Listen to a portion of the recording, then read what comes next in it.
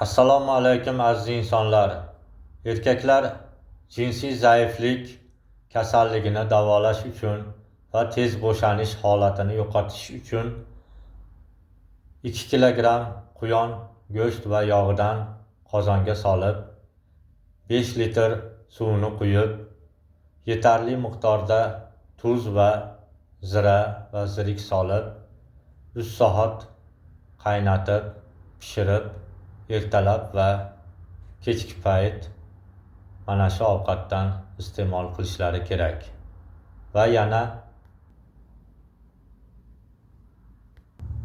10 gramm zanjabilni choynakka solib, 100 gramm qaynagan suvni quyib, zanjabil damlama tayyorlab, zanjabil damlamasdan ertalab va kechki payt ovqatdan so'ng ichish kerak.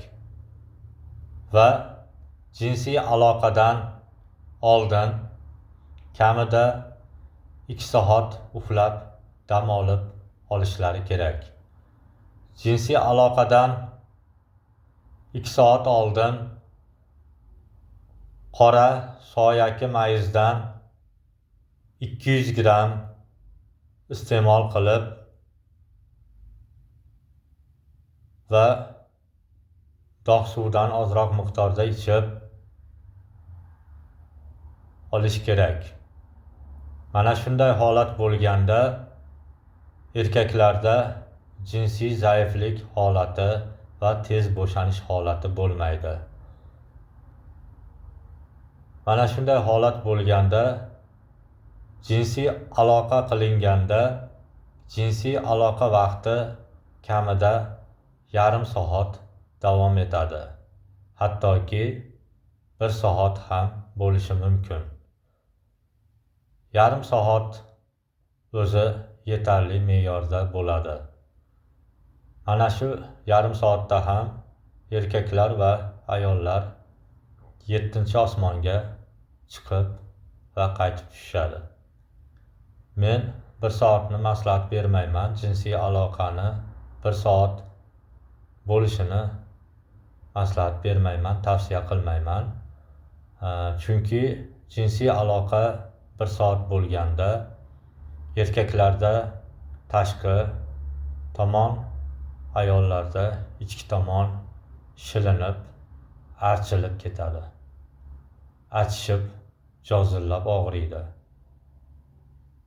va harakatlanishga juda qiynalib qolishadi. Shuning uchun 1 soat jinsiy aloqa qilishni maslahat bermayman. Yarim soat yetarli me'yorda juda yaxshi holatda bo'ladi. Barcha insonlar ko'rish uchun like bosib qo'ying. O'zingizni sog'lig'ingiz uchun obuna bo'ling. Mana shu videoni tez bo'shanib qo'yadigan tanish erkak tanishlaringlar bo'lsa jo'natib qo'yinglar. Foydasi tegib qolishi mumkin. Kelajakda barcha kasalliklarni paydo bo'lishi va rivojlanishi va kasalliklarni oldini olinishi va davolash to'g'risida videolarni chiqaraman, Xudo xohlasa. Barcha insonlar ko'rish uchun like bosib qo'ying. O'zingizni sog'lig'ingiz uchun obuna bo'ling. Barchangizdan Alloh rozi bo'lsin.